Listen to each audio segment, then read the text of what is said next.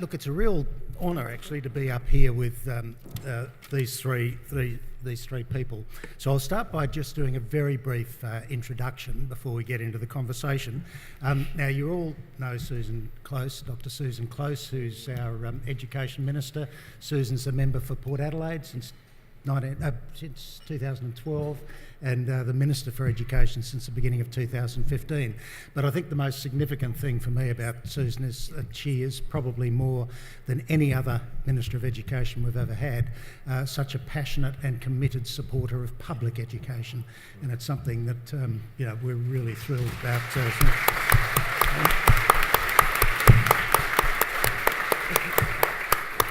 Now, just to my right is Professor Bob Lingard. Bob's the Professorial Research Fellow in the School of Education at the University of Queensland.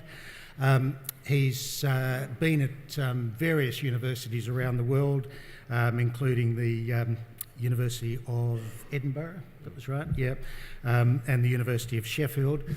He's the editor of more books than you can poke a stick at, very well known around the world as a speaker and writer in education. He's currently the editor of the journal Discourse and a number of other journals, and his area, I mean, most of you, or you all heard him yesterday, of course. He's interested in the work of the OECD and school reform and social justice and so on. And then Professor Yong Zhao, who's the Foundation Distinguished Professor in the School of Education at the University of Kansas. Now, Yong, of course, I found out last night, is also attached to 3 other universities, one in China, one in Australia, actually, the University of Victoria University. And Yong, too, apparently spends his life writing. He's written over 30 books, the most recent of which was Counting What Counts, Reframing Education Outcomes. Yong Zhao's becoming, and I think probably has become, one of the best-known educators in the world, particularly as someone who speaks up against some of the worst excesses of what's called GERM, the Global Education Reform Movement, which does a number of things which I think, David, are counter to everything, the sorts of things that David was talking about. So welcome, Yong, Susan and Bob to this session. Now, it's been designated a conversation, and we actually last night we had dinner. Peter Mater organised a small dinner for us, and after the second glass of red, the conversation was really thriving. It'll be interesting to see if it gets going today, and the same with just water. With just water, but we haven't quite got the social lubricant. But it was a great conversation, but. Yeah, so we thought rather than the typical thing that happens with panels where each speaker gives 10 minutes of input and then you have questions, we thought we'd actually try and engage in a conversation. So we'll do it like this. I'll start off with a general question, and then I'll try and sort of keep them in order and move them along, and there'll be hopefully some logic to the sequence that I've got down here, but we'll probably wander off it. So I'll start with a general question, get each of them to sort of give some thoughts, and that'll set the context for what follows. Now, I thought that maybe rather we were going to have you asking questions right at the end for half an hour, a bit of a table talk and then asking questions. Thought we might just a couple of breaks to ask a question specifically on what it is that we've been talking about. So when we have the questions at the end, the last half hour, they can be general and even on things that we haven't covered, okay? But when we have the things in the middle, just to break it up a bit, if you can ask specifically, it might be a challenge, it might be an additional comment, or so on. So I'll just work out how that'll happen. So we'll go for about an hour with our conversation, and then at the end of that time, some table talk and then some questions. Now, Yong has to leave at 10:30 because he's scarpering off to the SASPA Conference to give a keynote, and then he's coming back here later on today. So when he goes at 10:30, David Giles is going to step up and answer questions. Okay, so I think that's about it.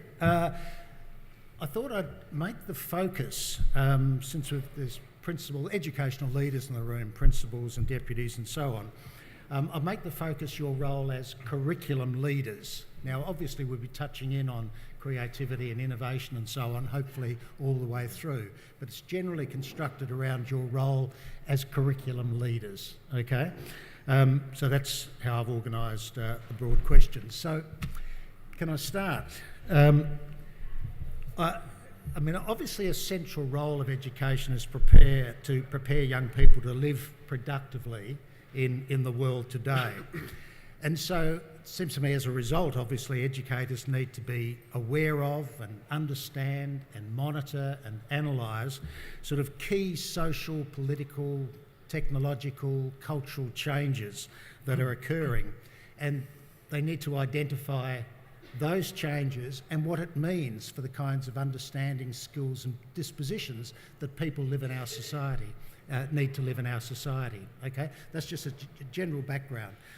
It strikes me that as educators we must be on top of that. What are these key trends and what does it mean for the sort of people that, the young people that we're developing?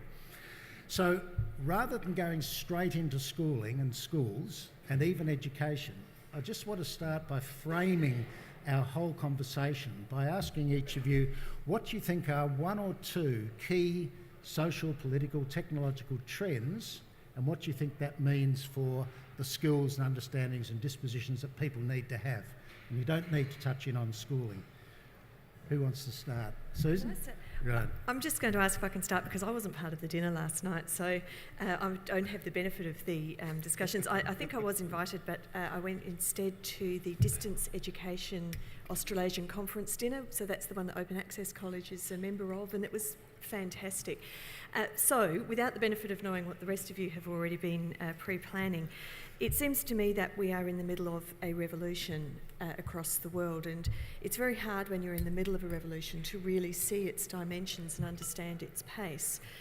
But I suspect that future historians will look back and see this as a time that was at least as dramatic as the Industrial Revolution in its change in the course of human history. And I think there are three features of that revolution that we're in at the moment that we need to pay attention to. And one is the rise of automation, artificial intelligence and digitisation, so that whole technological world, and that's what's driving the revolution in a very significant way. A second feature is internationalisation and interculturalisation. So we have never as a species been so connected to other human beings. But while there's a little tendency towards homogenisation that happens, there is nonetheless enormous differences in language, in culture, in belief systems, in aspirations.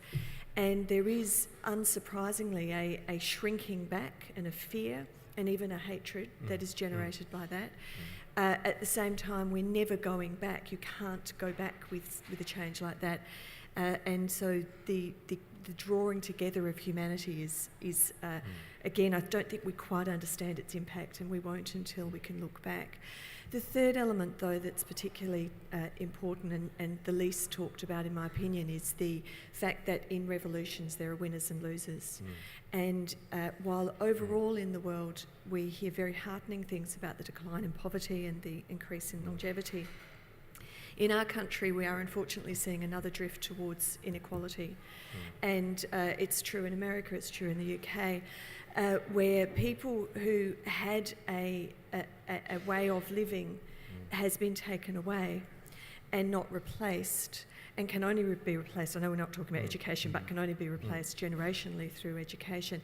And the features of that inequality, apart from the human tragedy and the loss of human capital, one of the features that's quite disturbing is that when people feel that the society isn't there for them, they can get very angry and lose faith in institutions.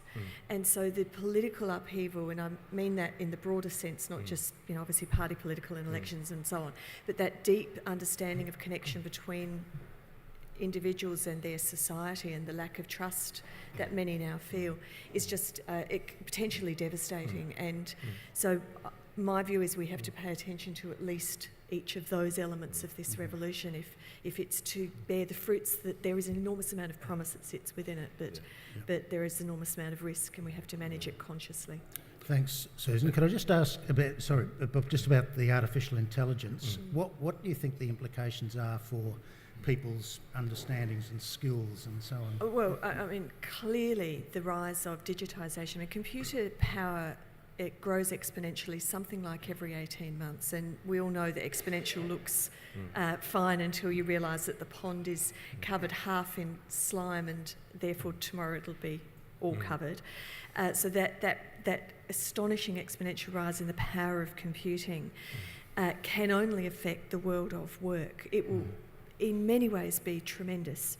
So the capacity for human life to be better and longer is enormous, but it does mean that we need people, and I try to break these things down reasonably simply when talking in the media and so on, that it's kind of two directions that face our children. Either they will be in charge of the robots, designing, in control, or they'll be doing things that robots can't do. And I say robots, I use that as the loose term. The creativity and the humanity that is unlikely to be replaced by robots. And it's really hard to pick what's unlikely, actually, because it gets more and more. But the idea is that there won't be a loss entirely of professions, but the nature of the professions will change dramatically. And the need for humans to be creative, to be caring, to be good at dealing with other people is just as important as the need to be good at STEM. And that both of those will matter, and that's heartening, because to me it means there's room for all our children to have a future. But if they don't understand it in those ways, and if they think that they'll be doing work that can now be done by robots, they won't succeed. And we must prepare them for this future. Great. It seems to me, and I agree with all the points that you just made, Susan, and there were the thoughts that were going through my head, so I won't repeat those, but it strikes me then, given this particular moment we're at historically, not only in respect of digitalisation, but the other points you made about growing inequality. And I think the other point is, with patterns of flows of people across national borders, we've got new demography, much more diverse populations. Some have called it a super diversity. I think how we deal with that, we had multiculturalism, which was a sort of state-mandated policy to deal with difference. I think we don't quite know what to do at this moment in respect of that, and the role of schools in respect of that. But it strikes me that this historical moment we're in, and like overnight we heard of another a horrible incident in Barcelona, it strikes me that education is probably more important than ever, because I do think with the growth in inequality and some of the things we've seen flow from that post the global financial crisis, I think the articulations of some of the negatives have come from those who haven't had opportunities in and through education, haven't been educated fully. So I think in the way we structured schooling, so it was like a pyramid, and we sought and selected people out, and some succeeded and those that didn't did particular sorts of jobs. I think we're in the moment where we have to educate and ensure we educate everybody. Those who come from the most disadvantaged backgrounds, different ethnic backgrounds, Indigenous Australians, so that we educate everybody. And then there's a set of broader dispositions, I think, that need to flow in respect of that, and how you replace multiculturalism. What is the nation, and what's the national today, and how ought that work in relation to, say, more cosmopolitan dispositions or global citizenship, in addition to national citizenship and so on. So I agree with all of the points that you made, Susan, and the one additional one, you talked about digitalisation, and I agree with that, and the robots, Alan, but I think the whole big data move, and it was one of the points I was trying to make yesterday in my talk, is that we, and this is where education comes in, we have to be in charge of these developments, the digitalisation, the data, I mean, I think there's a way in which big data, the algorithms we have and so on, could potentially function in inegalitarian and non-democratic ways. And I think we have to ensure, for the sort of nation we want to be, that they function in the most democratic and inclusive and egalitarian ways. And last night in our conversation, we came up with the idea that at this moment, we should think about schools in terms of creating the future and creating a better future as the broader sort of vision that public schools fit within. Thanks, Rob. Yong? All right, I think everything they said, I agree. That's what I'm here for, just to agree with them. But I think, when you're sitting here, you got to think, since I'm in this position, I got to make up something that I don't agree with. Okay, that's my job too. No, actually, I agree with everything they said. I just want to add a couple of things, is that I think the different things we're facing right now, the first point I want to make is that I really don't like the term prepare our children for the future. They are the creators of their future. So I like to turn it around. We help our children to create a better future. They're not waiting to walk into a future someone created for them. So whatever the things we talk about, the trend happening now is going to change depending on what we do. We are, like when we complain about traffic jams, we are the traffic jam. When you're sitting in there, we are in there. So we are the makers of the future. Let's say nobody's there doing crazy stuff unless we let it happen. I mean, if we let, like, in the U.S., living in Donald Trump, unless we let him do it, so we can't act on things. That's the first message I want to think about. However, we are seeing trends. Let's say there are big players like, let's say Google or Facebook. They are playing with us as well. So don't forget, they are playing with us. So there are several changes I think is happening. One is that really the human nature has been redefined. That is what makes a human. Because right now, I run into a lot of people who replace their legs and hips. Do you see what I mean? That's artificial stuff, right, with them. When you wear eyeglasses, that's actually we're using technology. So by the same token, why don't we allow children who have, let's say, dyslexia to listen to stuff? Why do we force that poor kid to read? But this is the integration of technology. So when you define those things, so human beings now have a global access we call distributed intelligence. If you cannot do something, someone else from 1,000 miles away can do that, which is when part of the consequence Susan's talking about comes to the second point, is that the global distribution of expertise is changing a lot of things, which results in something we call a globalized hyper-specialization in the economy. That is, you need a very few people to be excellent to do a few things, and those are global. For example, today, if you want to listen to the great music of the symphony in London or New York, you can have access, which actually decreases the demand for violinists. Remember, your local violinists can never do that. So by the way, violinists in symphonies are the most miserable job. You never want to be there. There's no creativity involved. Really, you're not supposed to create. So don't take that job. So, but at the same time, so it forces a lot more violinists to rethink about what they can do. So we basically the idea is that for a certain type of jobs, we need only a few great people. Like there can only be one Lady Gaga. Do you see what? If you want to copy her, it won't work. Do you see what? So that's but also at the same time, no matter where you are, even you're in the Adelaide Hills, you can export your skills, expertise on the global scale as well. So that's really something for us to think about. So the first one is that when technology is part of you, you can really outsource, let's say, your driving sense of direction to your phone now. So Australia, you can't get lost. It's just driving the desert, right? Doesn't matter.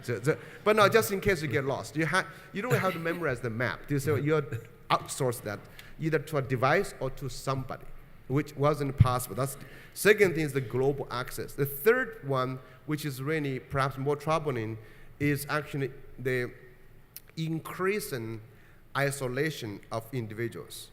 That is, the more we're connected, actually the less we're connected. I'm sorry, but this is ideas that because now everything is AI personalized.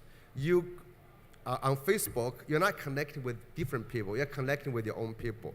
So this is very dangerous in the future. Right now, we have this big division of nationalism or whatever it is. We retreat back to ourselves because we can.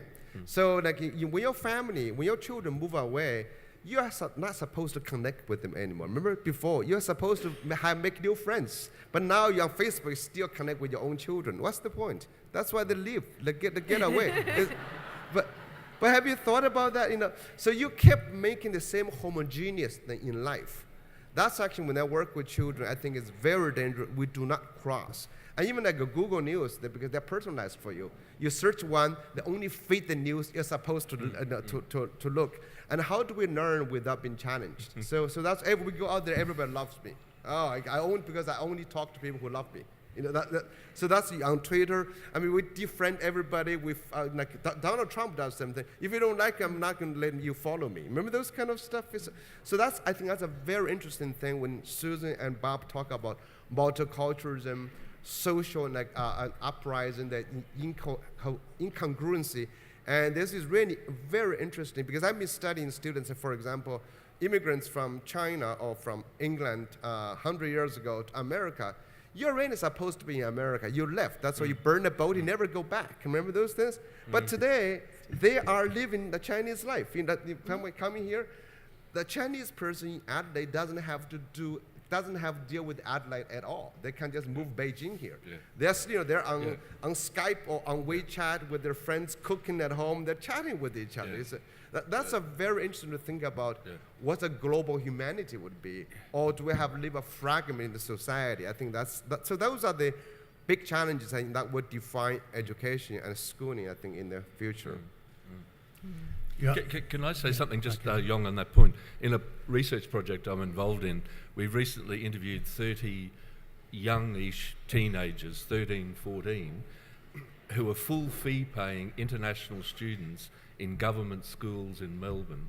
And they were basically from China, 14-year-old young men, young women, and from India.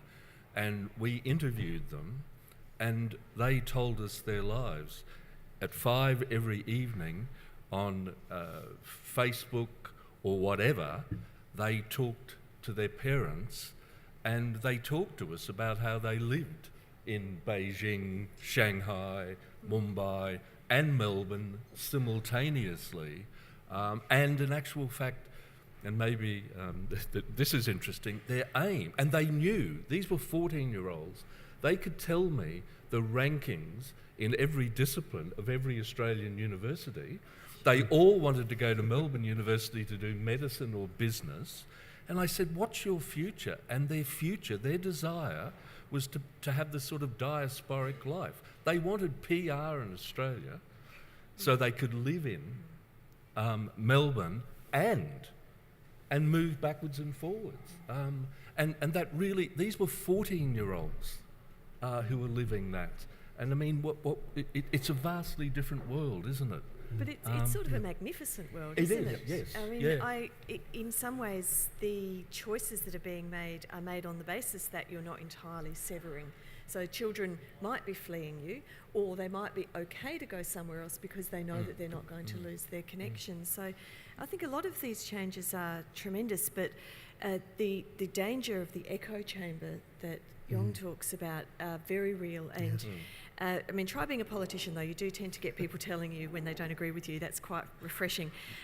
But in normal life, you can largely avoid seeing anything that you don't agree with or you don't like. But Professor Reid recently led some work done by the advisory committee to me on public education, this public education statement. And I think one of the most important values that public education brings is diversity, is the idea that you go to school with everybody else. Because the danger of isolating our children early so that they only ever see people who are like them and whose parents do jobs that are the same is very, very real.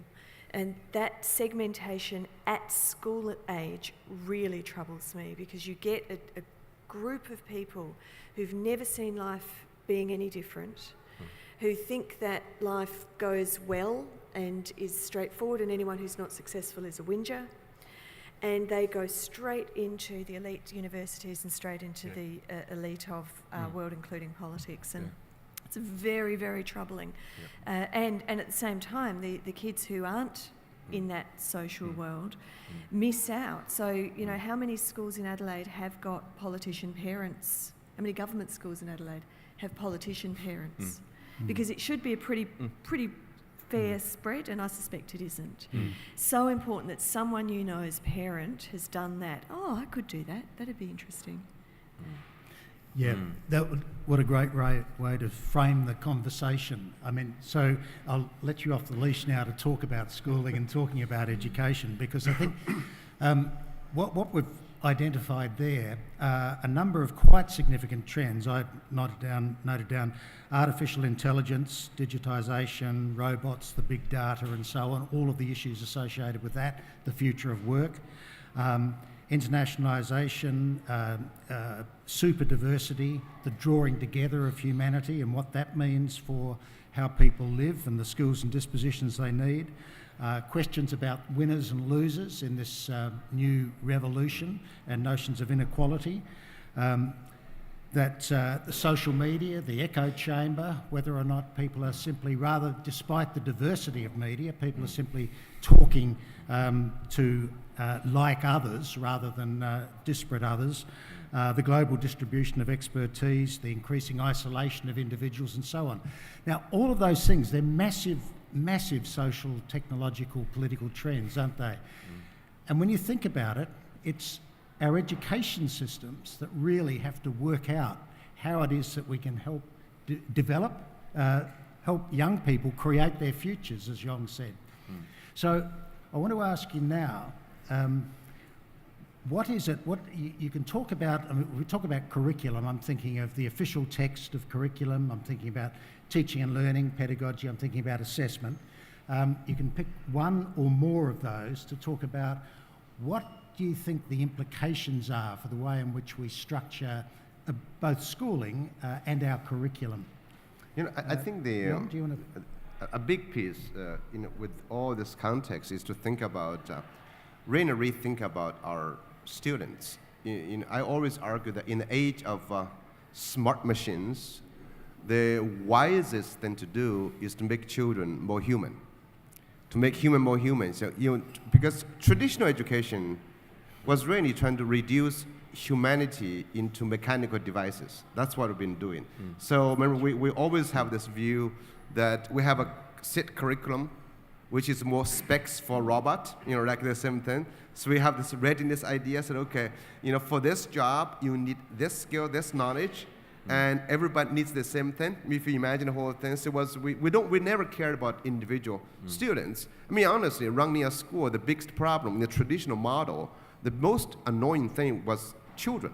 You know, it's they were just too different because we want them to be the same. Remember the whole thing?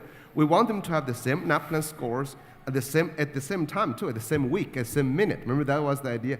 We want them to be the same, to move the same direction, to become the same mechanical devices. But they are too different. That's, even if schools would be great without children. That's the whole thing. It's because they're too different. But I think now, in the age of AI, of global distribution, and I think we need to go back to help our children become more human. And because now machines have come to claim their jobs back. So those jobs were by machines. So what our children need to become is, I think, we need to think about what makes us more human. Number one, we are unique and different. So our schools should not try to reduce that diversity, but instead to enhance that diversity. Remember I talk about global access. If you want to make everybody great and unique in their way, not judged by standards, actually you have a chance to save a lot more children. Because right now our schools, by trying to measure our children as a mechanical device, about 80% of come to our school been deemed a deficit. You know, because we only emphasize math and numeracy and literacy, 80% of children come to school being considered needing remediations, and some of them are happy to comply with you, and so they move faster. But 1/3 of them will never even catch up. They give up on you. So that's what. So we try to fix them. So what instead we turn that around to say the uniqueness is actually what makes us human. Nobody is going to make a robot to only make one robot. They want to be economically viable. They want all those robots to be repetitive. So, but human beings fix that niche. The second thing, what human beings are, is a human connection, the social, emotional desire. That's what we need, human. And we need to help our children become happier children, not unhappy or indifferent mechanical devices. If you look in our schools traditionally, we really never cared about children being happy.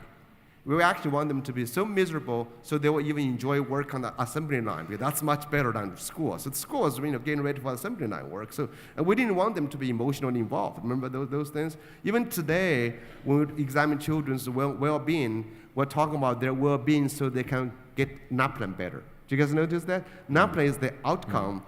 Being happy is the way to get you there. I don't know why we do that. So it's being happy, but actually we're ruining our kids' psychological well-being anyway. But managing our psychological well-being is really important. That's how we beat machines. The one of the things that human beings have advantage over machines is we have feelings. We care about other people, and machines don't. By the way, if you began to think when your iPhone says, I don't feel like working today, that's dangerous. Okay, but human beings are allowed to do that. Okay, the third piece about human beings versus machines we need to cultivate is the idea that human beings are very intuitive. Okay, but in our schools, we're teaching them to be so-called analytical machines. So analytical things is not important anymore. Give that to the machine, but make them intuitive. So the intuition comes mainly in the area they can identify problems.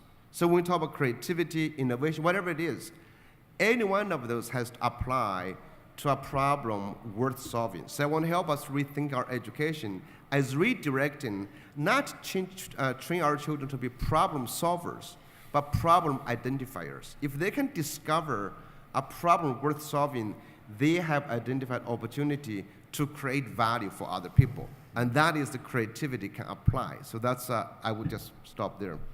Okay, thanks, Yong. Bob, did you want to?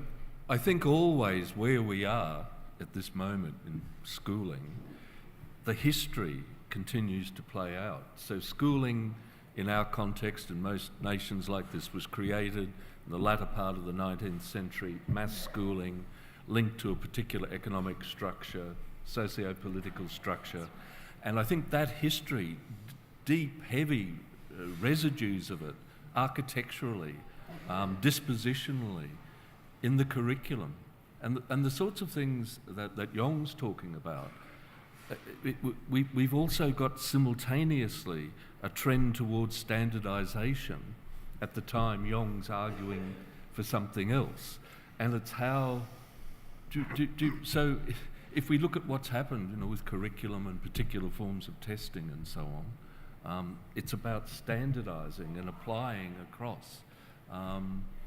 And there's elements of it, we're going to do the tests online and so on, are about the emergent and the new, but I think we still have such heavy residues from where we were, and it's hard for us to think otherwise about how institutionally, organisationally, we can construct and work in schools and school systems which are for everybody and having everybody in schooling longer, but in a way, some years ago I did a study in Queensland for the Queensland government, and we watched about 1,000 teachers teach over 3 years, and there were some astonishing teachers, but the thing that struck me was how good the kids were, and I started to think that there's a way in which, and I'm not being critical of all schools, that the world the kids live in outside of school today, I think when I went to school, the school technologically was ahead of my home.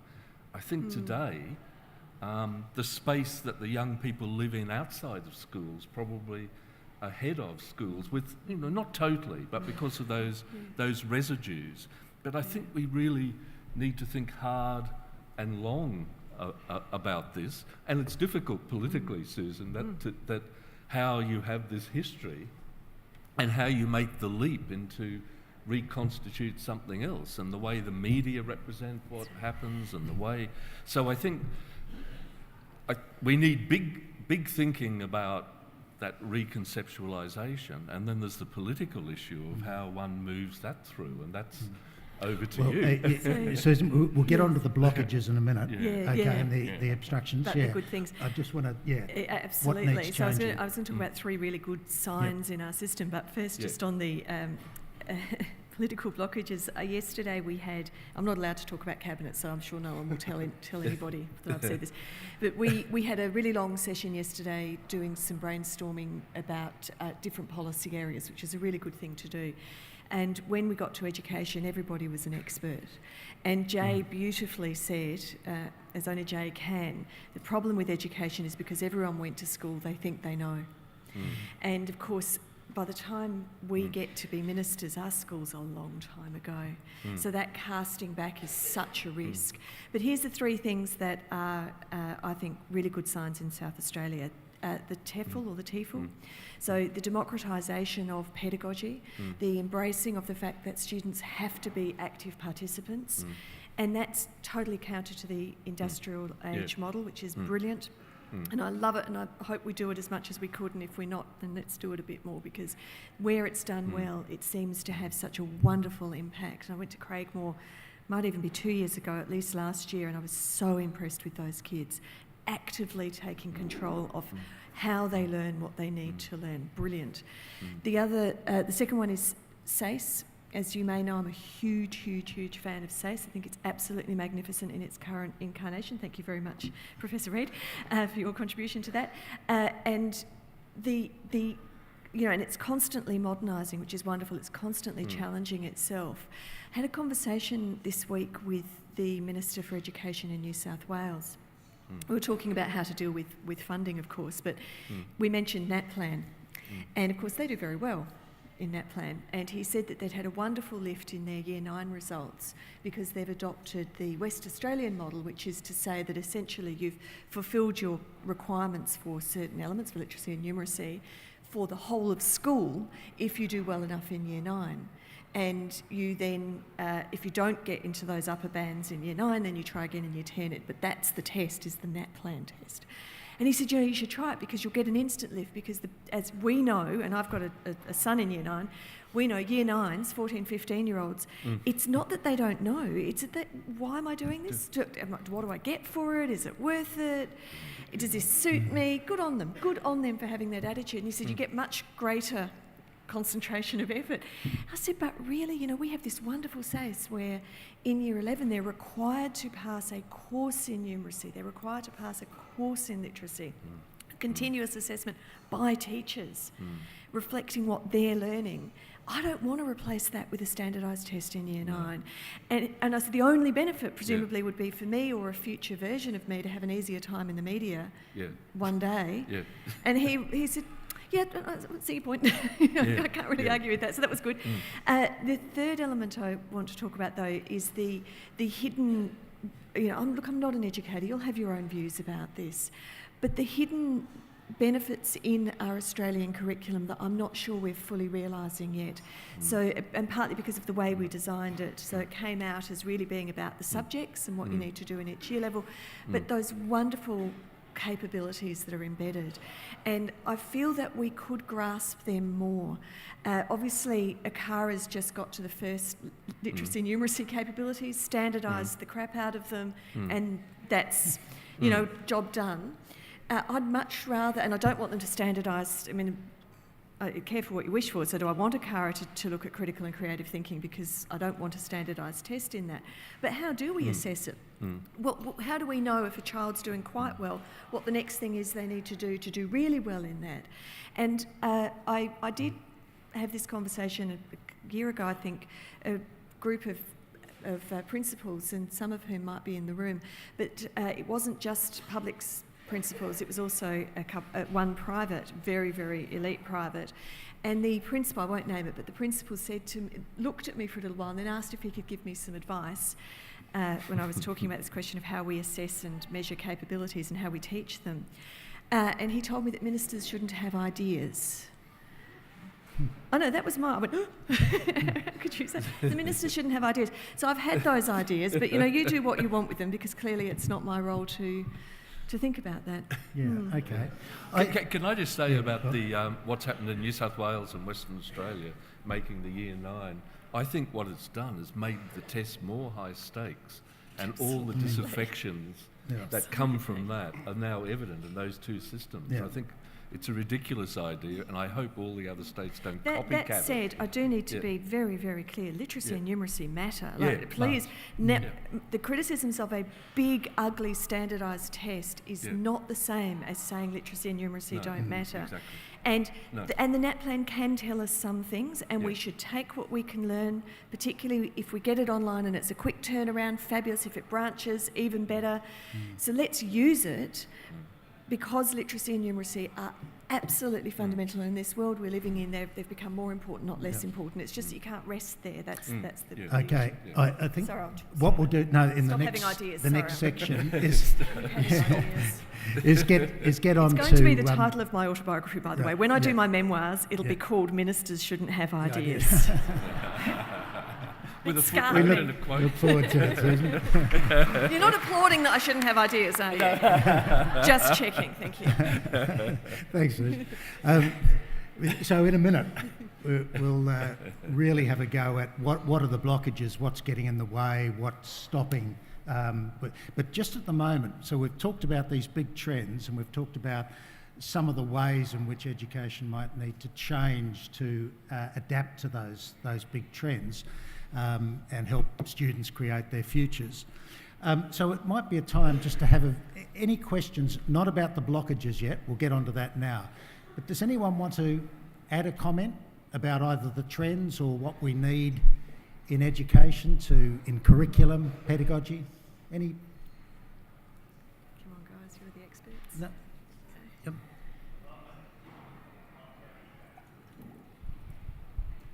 I could frame it as a blockage, so I'll try not to. Yep. Yesterday we heard from Elaine Benstead from Zoos SA, the Chief Executive, and she talked about the challenges that they had, and one of them was resourcing their zoos with veterinarians who could be getting paid 4 times more elsewhere in their own practices. So I've drew a parallel with that for what I see in public schools. I think we need more veterinarians. No, sorry, that was a joke.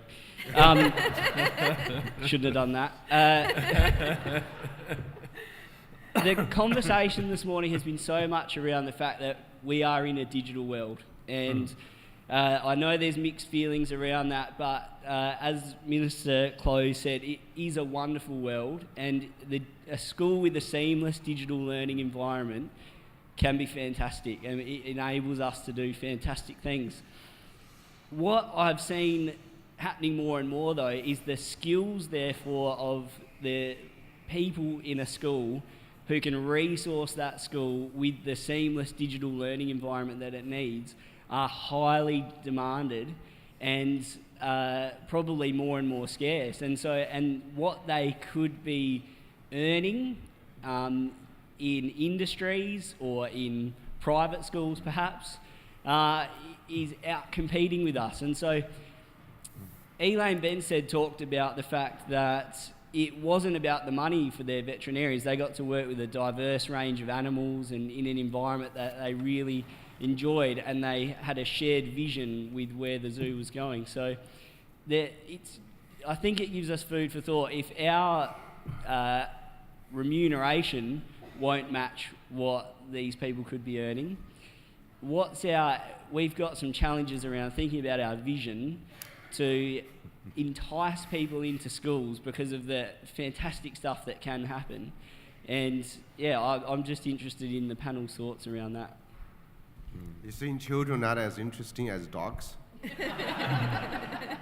Right? It's they are. But I actually was. This is more of a general comment. I think I really one thing I want to say. A big piece of my work is focused on democratization of schooling. That's what I love the pedagogy. I think if you look at children, the money, I know you want the minister to answer the question. I'm not going to deal. I live in America. It's not nothing. America's company messed up, so no money for you. Okay, that's. But the idea is, however, I think I want to just bring the idea that a big shift we're seeing is students' agency, students as change partners. My new work really focuses on what I call students as co-owners of schools. It's like community-owned banks that would do better. Because when children become an owner or part owner of your library, of your class, your curriculum, your teaching, your grounds, actually they contribute to that. Because right now, a lot of our schools, public schools, government schools, private schools, our children have been trained to become extremely selfish.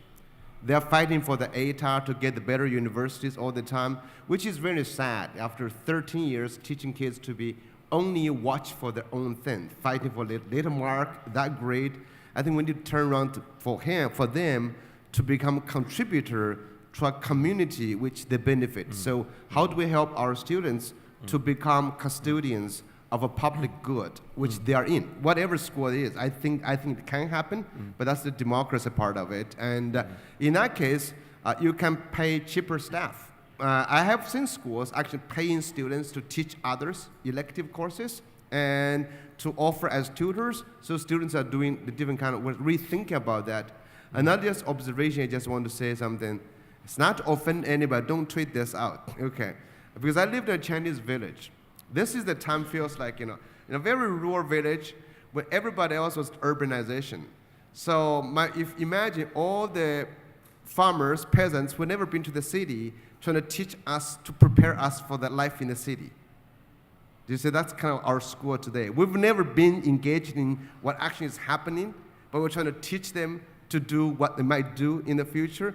So that's why sometimes I would like I respect the minister a lot, but I would still like to push the idea that, do we really have to say literacy and numeracy are so important for everybody?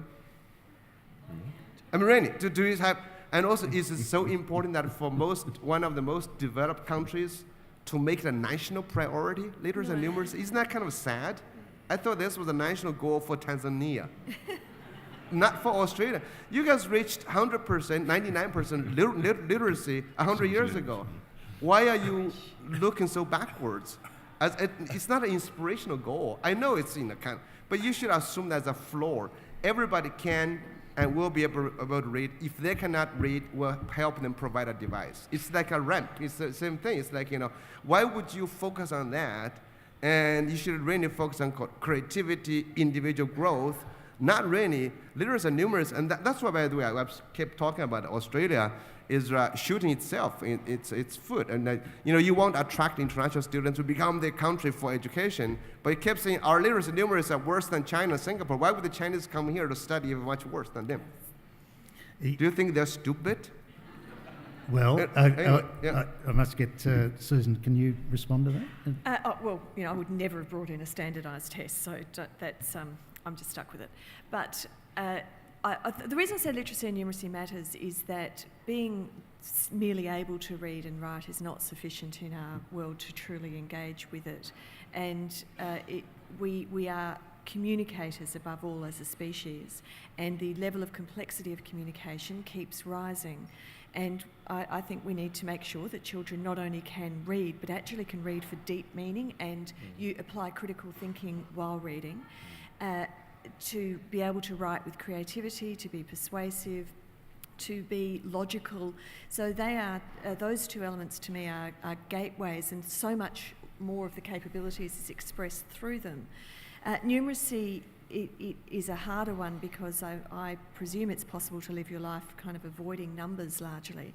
But it does seem to be that the better you have a foundation in numeracy, and I'm really talking at the primary school level, and I'm aware that I'm at a secondary school, but you inherit the kids that haven't quite reached that, is there's a deep understanding of logic that goes with numeracy, and also capability of dealing with some of these financial and so on complexity. But so, I do regard it just as it ought to happen, but the truth is that our society has many functionally illiterate people and functionally innumerate people, and I suspect that there are lots of people who are capable but don't write particularly well, and I invite you to look at some of the government documents that we collectively produce and explain to me what they mean. So I don't think that we've kind of hit an achievement and just need to coast on. I do think it matters. It's just that it's never going to be sufficient, and they don't exist alone. They exist through digital literacy, through critical and creative thinking, through intercultural competency, through ethical competency. And in fact, those cross-curriculum priorities that we almost never talk about, we talk a bit about capabilities, but the importance of Australia in Asia, the importance of our Aboriginal history and Aboriginal histories, and the importance of sustainability, expressed equally in numeracy as they are in literacy, as they are in history or physics, and just takes the right approach in how to teach them. So I don't think we're talking incompatibly. The idea of a standardised test that limits itself to that is problematic, and as you pointed out to me when we met a couple of weeks ago, does send a pretty terrible and very misleading message about the quality of our education system and the aspirations of our education system. No, I don't. By the way, I just want to emphasize the idea is that I'm not arguing it's not important. My really question is to say, as a system so developed, why did you highlight that, prioritize it, whatever way it is? I think it's a silly idea. It's not an inspirational goal for me. That's what I mean. As a national goal, you have a much broader understanding than what NAPLAN does, and NAPLAN comes down, and then the teacher's view it will be different. It's really teaching to the test. So that's what I think they. So I would really hope South Australia to really drop that. Say, okay, we assume that will be there. Yes, there will be a lot of people who cannot read, but we always find ways to assess them. And also, I used to do a lot of early reading research actually. So that was. I made my kind of career by doing some of. That's why I'm going against myself. But what I've also done some research on is that with today's media, I want just to play this for you to think about. If we had today's technology, media technology, to preserve and transmit information like today, basically the invention of writing is about preserve and transform information across time and space. Remember, that was the whole idea. And if we had today's media that's so rich, would we have the need to invent writing again? Remember, writing is quite boring. Okay, do you notice?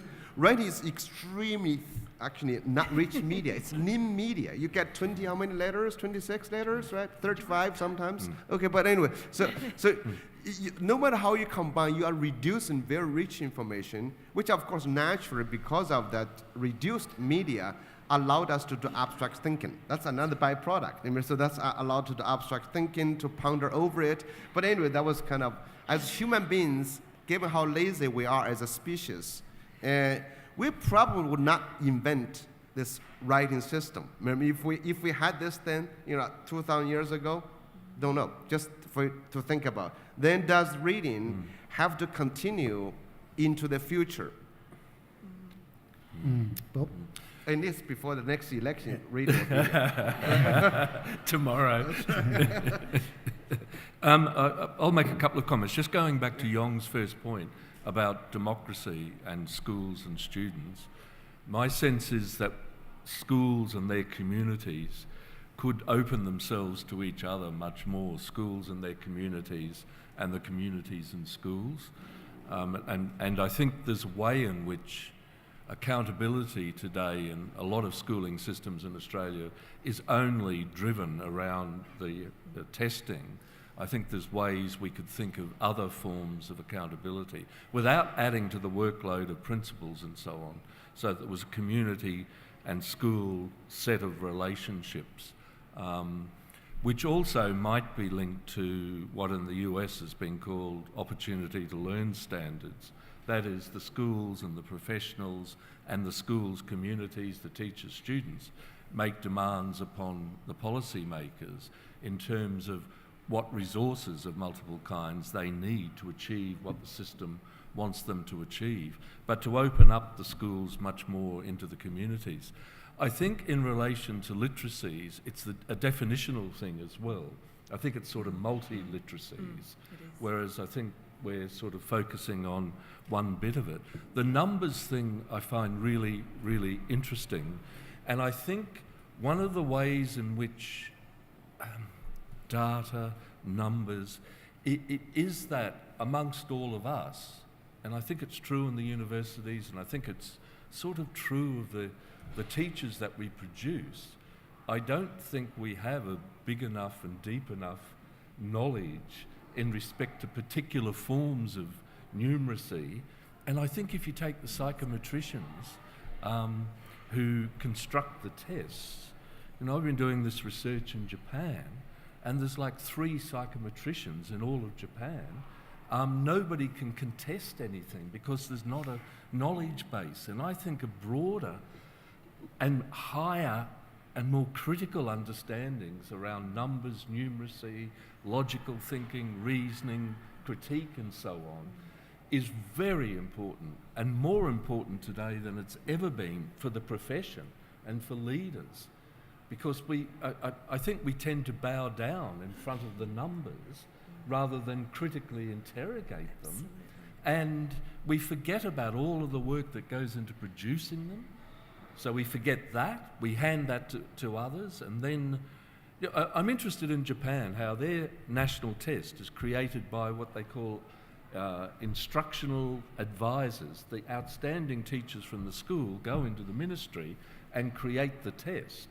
Now the psychometricians have a wee bit to do that, and then the teachers of the kids who do the test mark the test, because the argument is this is the knowledge that teachers need immediately.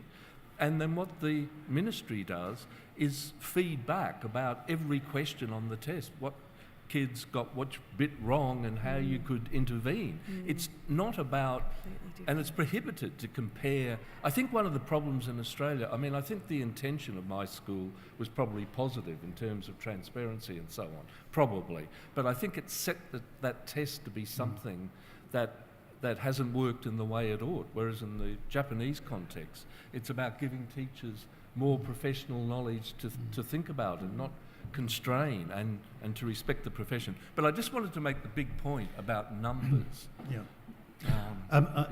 Susan, can I ask, I think everybody understands some of the damage that NAPLAN does, and everyone acknowledges it. At the same time, everyone acknowledges that you're caught, and it's very difficult to back off it without looking as though you don't care about standards and so on. Can I ask, do the ministers in the various states at Education Council, why wouldn't they do the sort of thing that Bob's talking about? Why wouldn't you say, no, we deeply care about accountability, but not this form of accountability. We want to make it deeper and richer, and we're going to get a project going which does the sort of thing Bob says, and how do we get richer forms of accountability in our nation? And that is part of my criticism of ACARA, that they don't, in the time I've been around, show that kind of leadership of encouraging such a discussion. But so we do have discussions around the ministerial table about NAPLAN, and I am absolutely on one end of a continuum. Most ministers appear to be far more comfortable with it, and I think it's because, I like to think, and I'm reasonably certain that I would have this view regardless of where we sat, but when you have a test that has you doing comparatively well, then you have every incentive to embrace the test. And so there's no incentive for the big states in the eastern states to push against NAPLAN. And there's no incentive for the federal government to, because it's a very, very useful instrument for them. And one of the reasons we can't leave NAPLAN, quite apart from a complete absence of political permission to do so, because we don't do comparatively as well, is that our finances are dependent on having agreed to do it.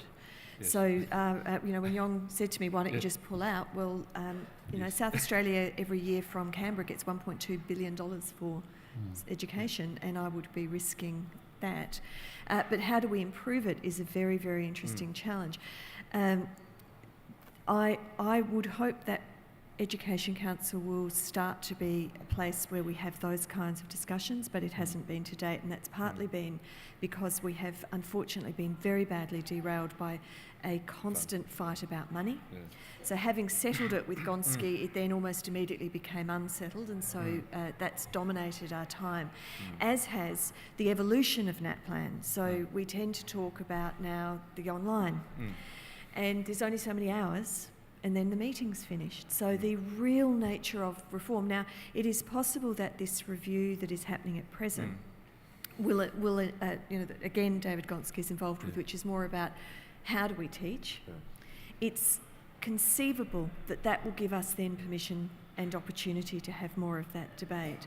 But my view is that South Australia essentially has to concentrate alone, and we take what's good out of NAPLAN and we just ride through what's problematic, and that we continue to evolve our version of how we teach. And if there's a single aspiration for me, if I had to reduce it, it would be that we get very near 100% of our students getting their SASE, because that everything is captured there. SASE success starts at preschool, and if our education system is working, then the SASE is a qualification that the vast majority of students are capable of getting, and it measures the right things. So that sort of encapsulates for me, we know we're doing well, and I try very hard in talking about NAPLAN in the media to point out how well we're going with SASE, so to try to broaden the measures. Well, what about, take the point that maybe some of the ministers in the eastern states, because they're doing comparatively well, mightn't want to lose NAPLAN. So, Let's move to, just hang on, because I want to move to PISA, where the ministers together are having to take this thing that Australia is on the slide. And this is why I want to ask you particularly, Yong, as one of the experts in the world around PISA, why it is that we don't just say we're not going to engage in PISA. It doesn't stand up to any rigorous scrutiny in terms of its methodology. It's actually it's driving us backwards in a number of ways because we're being forced to copy countries that we shouldn't copy and so on. Yong, can I just ask you, you want to say something first in response, but then can you just talk about PISA and your sense of where that is? Sure. A couple of things. I think one is that, Bob, I just want to give you some update on Japan and China. Japan, a group of professors in Japan has just created a robot to take the Japanese college entrance exam and has scored higher than average. China did the same last year. So if you guys want to improve NAPLAN, we can export a few bots to a few kind of AI machines to that. And so that's fitting the system very well. But also I want to just add that you're very fortunate, honestly, because Susan is among one of the most enlightened politicians. Seriously, I travel around the globe, and many people, it's very hard to have this view. So make sure take advantage of her as much as possible. Okay, I think ministers are not allowed to have. They're allowed to have ideas, but they're only allowed to have good ideas. They're not allowed to have bad ideas. That's fair enough. Would that be fair to say? Yeah. Okay. So now I would actually put NAPLAN and PISA together. I'm just thinking about, in terms of where you stand. I wrote a 5-part big criticism of PISA several years ago. I said why PISA is one of the worst education inventions in the 21st century. So the OECD and Andreas Schleicher, PISA director, I've invited him to debate. He agreed to one in Barcelona. And in April, he didn't show up, so I won by default. So I already won the win the debate over PISA. But I think let me just put South Australia in context in this one. One of the problems any of those testing is that it puts you on the pedestal, you cannot innovate. So like Japan trying to innovate a few years ago, but then they said the PISA score slipping, they said, we can do it. So that's actually a horrible place to be. It's bad to be number one, okay? Because there's nowhere to go. Shanghai has the same problem, Singapore has the same. They want to change, but they're all really kind of under siege by the scores. The same thing with the NAPLAN, I think South Australia is a very good place to be. You don't want to be in New South Wales or SAT. You don't want to be the number one. They are always worried what's going to happen next. Do you see what I mean? Because when you are there, you always go down. So you are in a very nice place. Don't go up. Okay, don't try. What you need to think about is that you are not held accountable to some definition of the past. In the middle, if I were you, I would request to say, okay, can we not publish the results every year? those kind of urgency is it invites all kind of bad practices. We call collateral damages. People, principals cheating, principals end up in jail. Still we got all those kind of issues in the U.S. We've seen. You don't want to do that. What I think you could do, however, arguing that to say, can we have more space? Because no massive system can make a meaningful gains over 1 year unless you're doing something strange. If South Australia, really had a massive gain in 1 year, I will come back to problem audit you guys. I don't think it's possible to do that. You know this thing, right? So I think I would request that. But also the PISA situation is really interesting right now. So PISA knows, actually OECD knows they are measuring not necessarily core stuff. They claim to be, they know the problem. So they're trying to add to measure creativity, which like Susan said, please don't touch creativity. Once you do that, we ruin another thing. And they're trying to measure collaboration. So they're trying to expand problem solving, all those kind of things. I myself is seeing a decline, disinterest in PISA. Like Alberta Teacher Association said we're not going to participate in PISA. They're withdrawing from the PISA. We're seeing other countries talk about not playing the game. And so that's why I was saying, like in Australia, you pay a lot of money, you buy a humiliation every 3 years. What's the point? And you will never be as good as the Asian system in terms of taking PISA. You always should look at what you have to offer. Why are you being measured by something you don't agree with and hold accountable to something? You have a lot more things to contribute to. I would say, okay, we start by talking about uniqueness. In the new globalized world, I think David Zhao was completely right to say, you have to be unique. You have to make a unique contribution. It's like, globally speaking, I think education is like a big nature reserve. We need all kinds of species to be distinctively contributing to the globe rather than have a homogenized, almost colonized, the same system in different places. So I really look hard to say how each school is, my view is that how each individual student is different, how each individual teacher is different, how schools has distinct views, and how each education system has that, and the guarantee that instead of trying to play something else. I mean, Australia, you guys are away from anybody. Nobody knows what you're doing anyway. Just be quiet and just doing those things, just don't let people know, Maybe maybe the Kiwis will find out someday, But the reason I'm saying so much because I have to rush to speak to your counterparts, the primary school principals conference. They're in a much colder place. They're in some kind of resort. Yes, they're in the hills, up in the in hills, Hahndorf. Yeah, okay. It's not another state, right? No, it's not another state. Yong, maybe. Can you just give a couple of examples of that homogenisation being caused by PISA, like in the UK using Singapore maths Shanghai. books and so on? They're actually great. So the homogenization piece is like, I have no good word to say about PISA. So I'm biased, okay? I hope you heard that already, okay? So if you look at PISA is trying to, big promoter, I think, of what Alan talked about, the GERM, the Global Education Reform Movement, as Paz Solberg talks about. But you look at it does several things. Number one, it really trying to promote pedagogies or approaches of high test score countries. As you probably noticed, as soon as the Asian countries joined in, Finland gets dropped. So Finland, if Asians were part of the whole thing, there would be no Finland. Okay, so actually if China did the first thing in the first round, I'm glad China did it, so we have Paz Solberg to be the expert, and that was a good thing. So they try to promote all the East Asian countries, basically Confucian culture driven. So if you analyze their system, it's really basically very tightly controlled. If you think you're tightly controlled, go to Asian countries, right?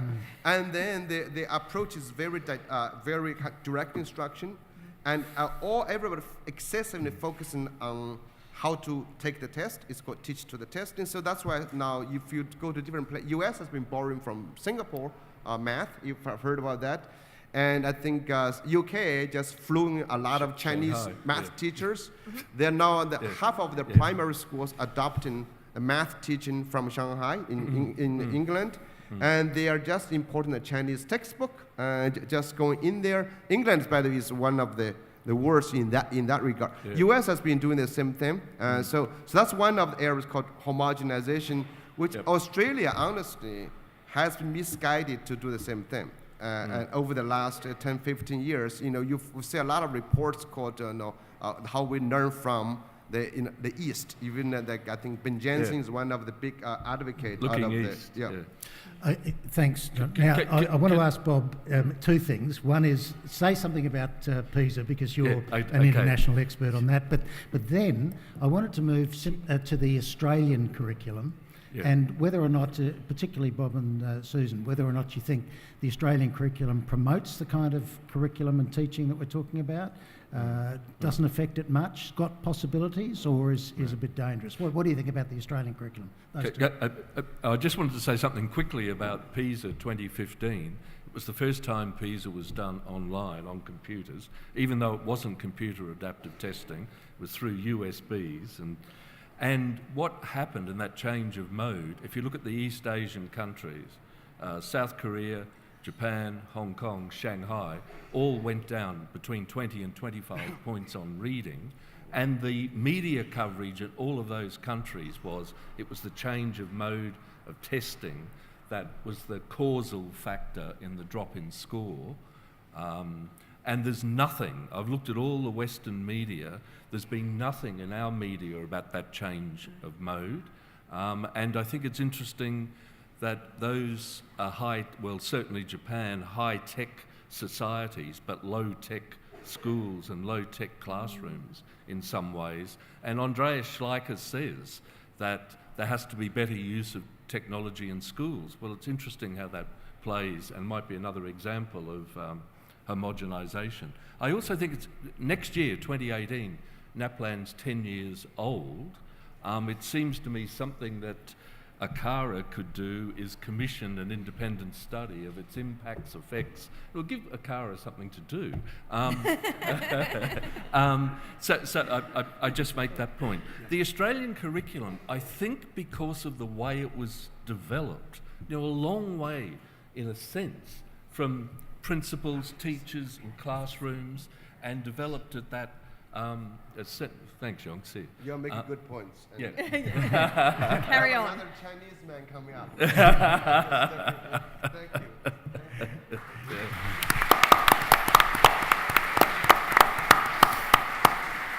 you. He's coming back. He's coming back. Yes. So I think of the way the national curriculum was developed, the stage process, the focus on disciplines. It was all quite a long way from schools, and I think didn't have a strong enough rationale. I mean, I think we can understand why it happened in the context of a human capital focus and the future of the nation, and how schooling, education is central now in economic policy at the national level. And I think the general capabilities and cross-curriculum priorities have been given such, to this point anyway, little emphasis, and I don't think really have touched the schools so much. And then I wonder, what now we've got the national curriculum, we still have curriculum authorities at the state and territory levels. What does ACARA continue to do in respect of the curriculum? Do you know, and I think there's more and more mediation of that national curriculum by the curriculum authorities in the states and territories. And of course, those authorities are closer to the schools and so on. So I think in a way, the national curriculum is an artefact of the way it was produced, the distance from schools, and where are we at now, and what is its role in rethinking, reworking, and so on, and what's the relationship in a federal structure to the curriculum authorities at the state and territory levels? Yeah. Susan, did you want to say anything on that? Well, if I can just close off on the standardised testing thing, because it's a good story. I think part of the problem is that there is a fundamental innumeracy amongst leaders, because literally a minister, a Secretary of State for Education in the UK said that he wanted all his schools to be above average. Yes, Michael Gove. All right, so You have to accept, if you're going to do standardised testing, what an average means. Yeah. And I think what we do with NAPLAN, we have less line of sight directly to PISA, is we grab it for what it's good for and we identify what its limitations are. And no one can argue that there isn't a correlation between not doing well in NAPLAN and probably not quite grasping elements of literacy and numeracy. You can have a bad day and teachers will know that, but I think we just grab it for that, use it as we can, and otherwise just try to be very clear about what its limitations are. With the curriculum, this is where I don't want to have a strong opinion because I think educators understand curriculum better than I ought to try to. There has been a bit of a debate that's emerged from time to time here about whether we should have the kind of curriculum authority that exists, say, in New South Wales, which is really a syllabus authority, which is really about dictating how a curriculum is brought to life in a classroom. And while that in some ways it is attractive to people who want to control schools and who want to see that kids experience an even content of education regardless of where they are. It seems to go counter to the idea that teaching is a profession, that it is situational, and the idea that students ought to be actively participating in that.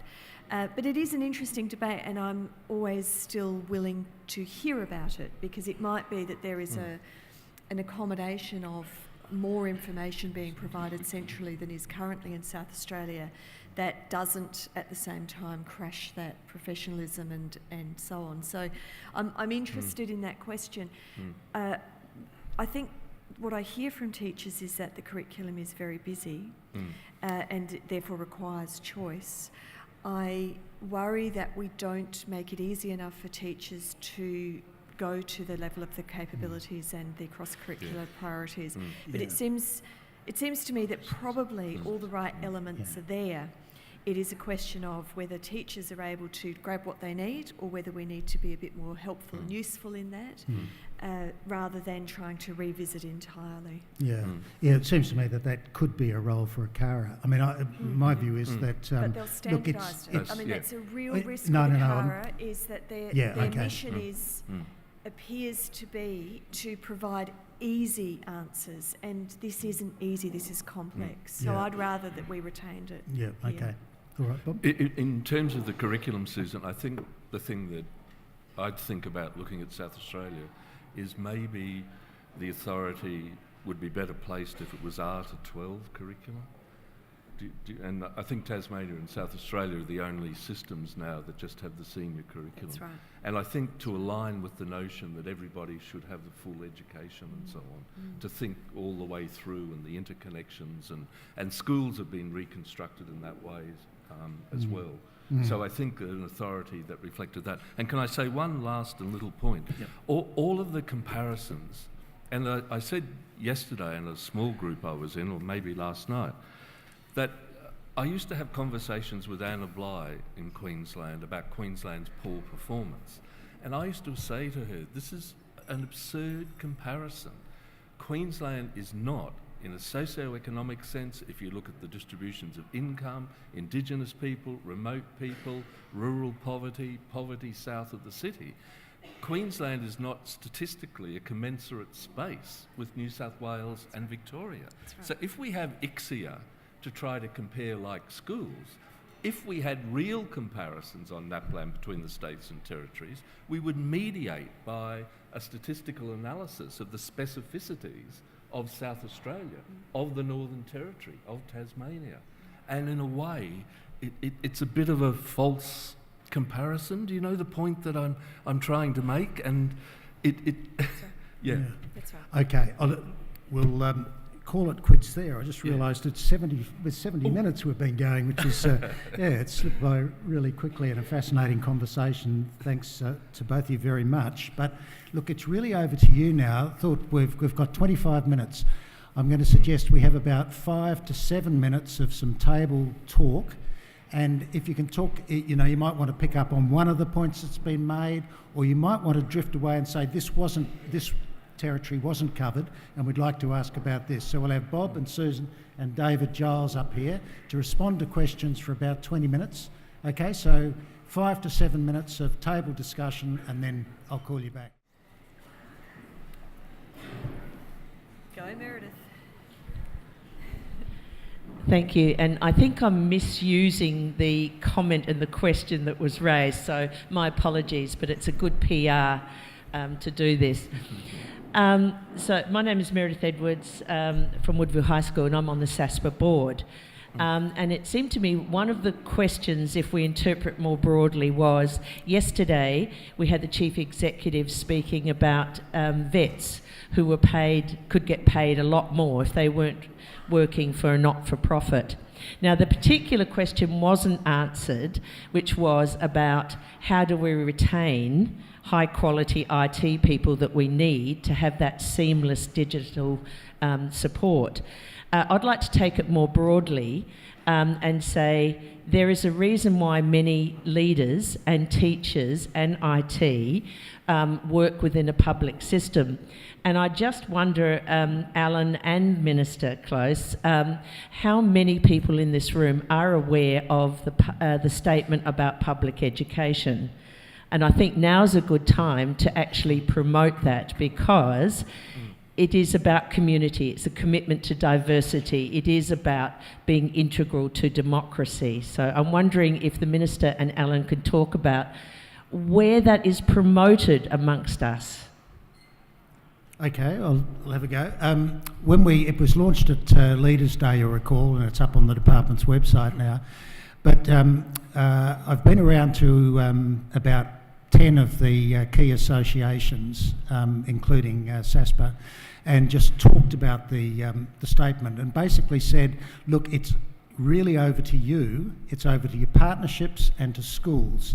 And you can either take this and really use it as part of your professional development, as part of your policy development, as part of your review work, or it can languish.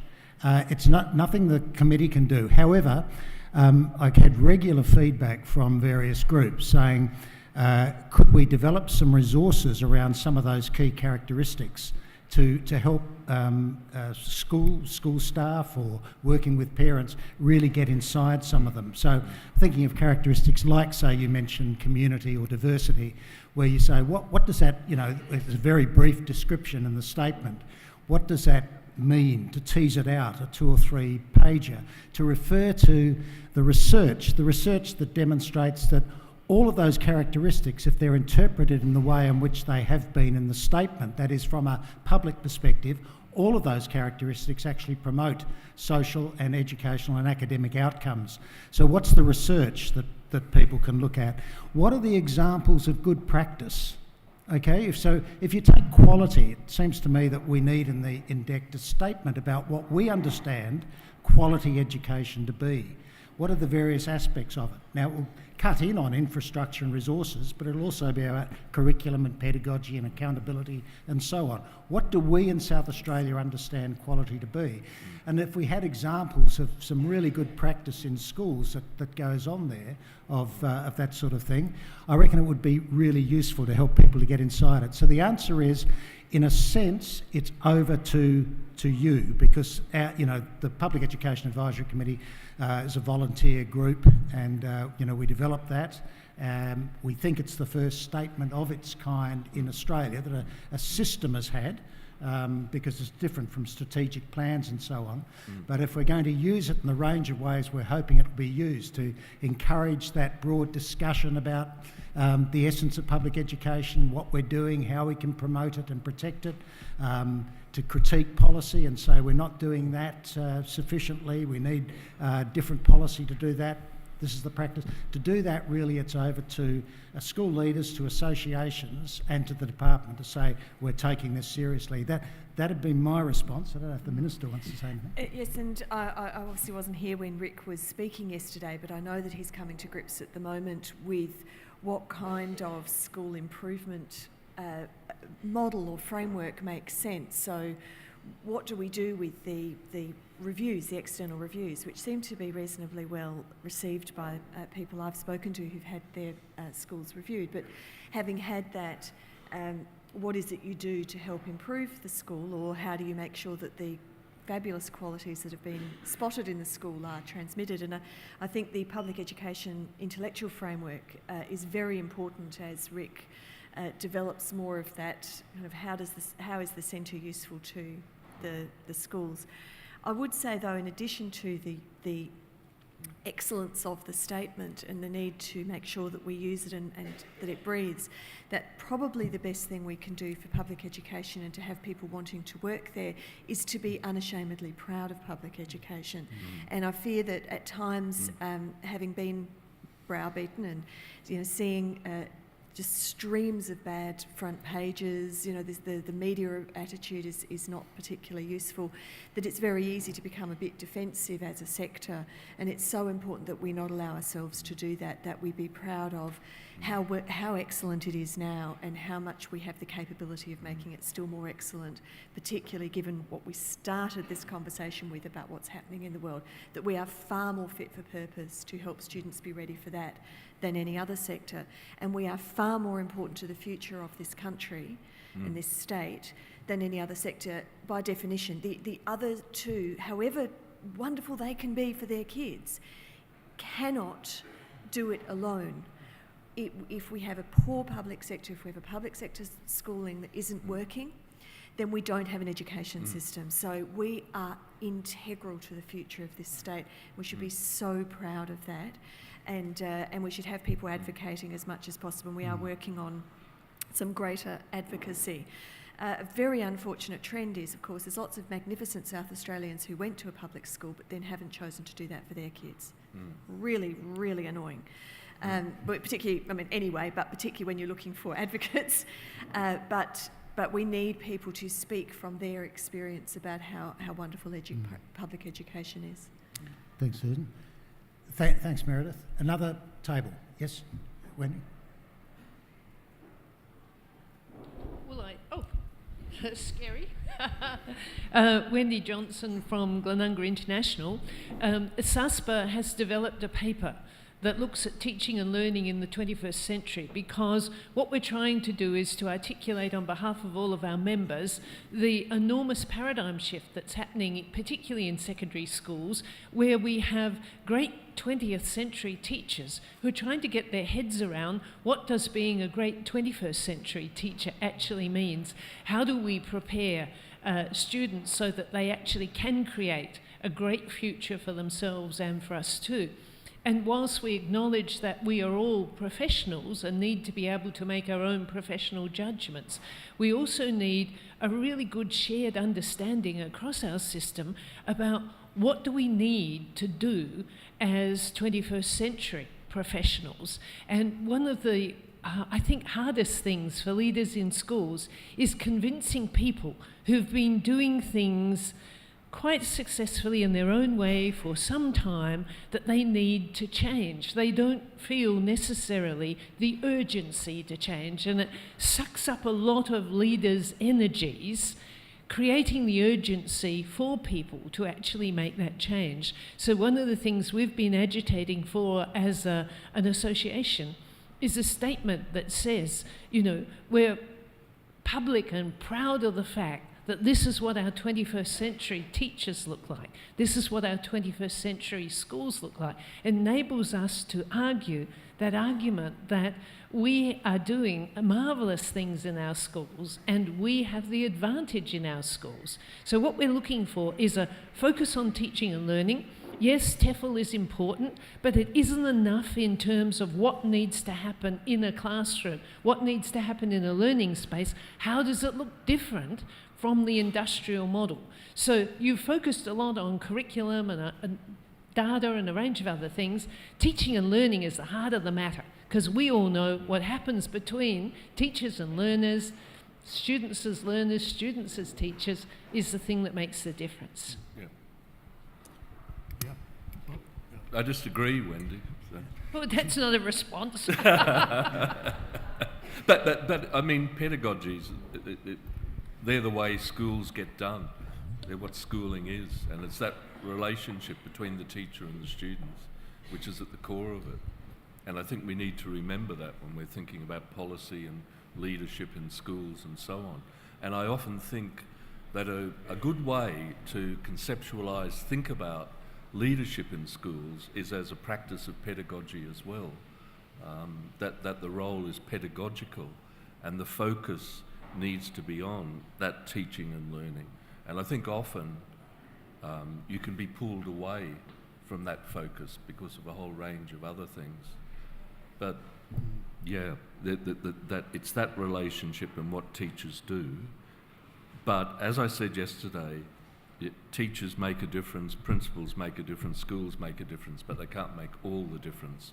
So we need complementary, supplementary policies across other bits of public policy as well, I think.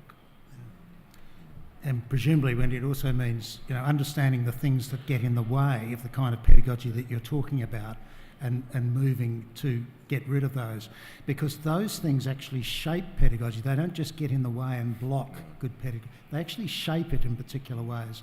So I think you're right, but I don't think it can be developed in isolation from understanding those things that are the holding it back, the form of teaching and learning that you're talking about. Yeah. Thanks, Wendy. David? I'm thinking about the special character of our system, of our school, and I'm thinking about the documents that's been produced, the public statement. What are we going to do? Just a bit closer. Sorry. I'm thinking about the public statement that you referred to before, and now the SASPA document. I think, for me, the greatest use of these documents is to create the conversations we need to be having. And what they reflect for me are the shared understandings that are emerging. And for me, if we're involved in the process, then we're involved in the ownership. And we know that change is taking place, with or without us. So how do we go into that? How do we go into that with some understandings that we share together that make for powerful learning, for powerful change, organisational change? So the documents, I've read the documents, but they can't just stay as a sort of state-of-the-art, this happened. The conversations for me are to take those statements, like the public statement, build on it. What does it look like in flesh? What does it look like when it actually happens? Same with the SASPA document. For me, it's an aspirational statement. The question is, how do we have the ongoing conversation about change and our pedagogy in the 21st century? We're invited to this conversation. We need to stay part of it. I think there are a couple of pointy elements to this. One is what is being taught to people who are training to be teachers, and what is being provided in the form of professional education. And I think we should probably debate that more than we do. Because everyone wants to, professional development for teachers, it's a very easy answer, but what is the priority and what is the best mechanism for that? And what are the universities, the universities keeping up sufficiently, or do they need to modify? That should be a constant discussion. And above all, we need to reap the reward of being a big system. I worry that we don't do that enough, that we exist as 500 odd individual schools, and then this is great. I mean, it's not that we don't do it at all, because you've got SASPA, you've got SAPA, you have all of the CSER, organisations, but as a system, do we allow the thousand flowers to bloom, which is great as a start, but do we cross-pollinate sufficiently? I don't think so. And I think we could be far more powerful and locate that in the schools. So I really like the idea of the hub and spoke, where rather than having the head office keeping so-called expertise and knowledge, that sits in a school but not alone in that school, that there is a connection. And I think we could do so much more that would then really show why public education is worth it, because we're the big one. We're the one that capitalises on our size without crushing individualism. Right. Another question?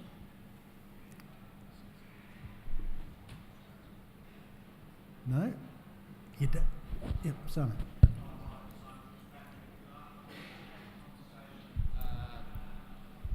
Thanks. A little bit differently, and harking back to some of the topics this morning, would you please comment on your take on the growing and accelerating invisibility of work in our community? And I'm harking back to globalisation and homogenisation, but I think a real challenge of connectedness is how we connect in other ways that are being perhaps lost through the physicality and the increasing invisibilisation of work. And I want the work interpreted as largely as possible. Well, the nature of work is entirely changing at the moment. I don't think we realise just how much it's become. So employed work has become far less secure. There's more underemployment than there was a long time ago. There's much greater change, not only in different employers, but in entire professions for people, and that's been demonstrable even in the last 10 years in South Australia. It's going to absolutely accelerate. There are forms of work that will disappear. If you get a law degree now, you're unlikely to work as a lawyer because of the number of jobs. But the clerking that used to be the first stage is going to be done by computers. So what's the path in? The percentage of people who earn versus the percentage of people who are dependent, although that's a terrible way to think of how wonderfully long we live now, is dramatically changing. So the pool of taxpayers is changing. The capacity for some people to be extraordinarily and stupidly rich is increasing, and we are allowing 15% or so of our people to really live hovering around the poverty line. So quite apart from the non-paid nature of work, all of that is absolutely dramatic and is going to hit our kids in the face when they leave school. So we have to really understand that and prepare them for it. Obviously, they will be part of creating it, but the ones who will be creating it will be the well-educated ones, and the ones who will just cop it are the ones who are not successful. So that it is that important that we will just lose 15-20% into a system that's expensive, that doesn't reap the rewards of their intellect and their creativity, and makes our society not the one that I want my kids to inherit. And I think this is where complementary policies, economic development policies, and so on, matching Welfare, those in taxation. schooling and taxation and the whole lot. And there's a phrase that an American philosopher, Lauren Berlant, wrote a book about a couple of years ago, where she used the phrase cruel optimism. If we keep all people in schooling longer, but there aren't jobs, so it's holding up a sort of false hope in a way. But the other side of it, I always think, is that if people have a broader education of the kind that we've been talking about here, that there's the greater capacity for them also then to create jobs and so on. But I think the point I would make, that there is a necessity at this moment, I think, to confront inequality, because I think a lot of the things we're seeing right around the world flow from that, and totally inappropriate political responses to it, which will make the situation worse. So I think it's a broad range of complementary policies and a commitment to having a public schooling system which ensures the most disadvantaged are included in all of the benefits that come from being educated in a way which allows you to create the future, in a sense. And I think that's the big thing and the big point we're at. Okay, we'll have one last one, Susan, then we'll finish. Okay. I'm visiting a school. I don't like to be late when I visit schools. Just a little bit picking up from a comment that was made before. From my experience in schooling, I've seen a lot of innovative new tools get sent out to schools, and just to make this more neutral. For example, in New Zealand, where I come from, some incredible tools like the NCEA, it's like a Swiss Army knife of assessment, and vocational pathways, which has been rolled out. But as those things have hit schools, what tends to happen is the school takes the new tool and tries to fit it to the old forms of pedagogy. And I see that happen over and over again. So that question about what are the new practices, the only way that you can get through to inventing what pedagogy needs to look like in the 21st century is to enable a culture of risk-taking in a school. And when you work with young people, you tend to be very, very risk-averse because you're always worried about the people who are in your room right now not doing anything that's going to harm their education this year and their results at the end of this year. So my question is, if we need to be risk-takers to be inventors and creators, how do we create that culture within our schools where it's okay to take risks and to be inventive and to come up with new things without being criticised straight away because maybe it didn't work the first time that we trialled it? Thank you. And one quick grab from each of you on that. David? Yeah. For me, the issue is being permissioned to take a risk. That it starts at the top. That if we're about organisational change, pedagogical change, then do we have permission to try ideas? That's the conversation that needs to be had.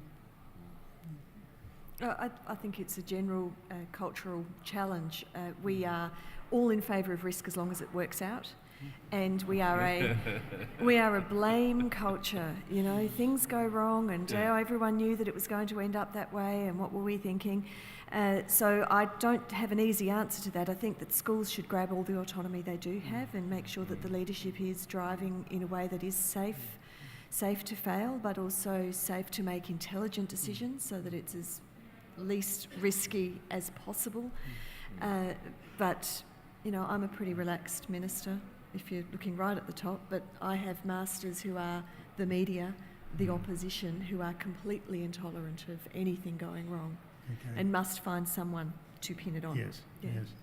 Bob? And I'm old enough to remember when I was a very young teacher in Queensland, there was a Director General in South Australia called Alby Jones, who put out a statement that schools should take all the freedom that they want. I remember this. Freedom and authority. The freedom and authority that they want. And that at the time, for me in Queensland, it was the deep north then, and that was sort of liberating to think someone who was running a system could say that. And I think it's to use the authority you have and the autonomy you have to do what you think is the best for those kids. But you know, if things go wrong.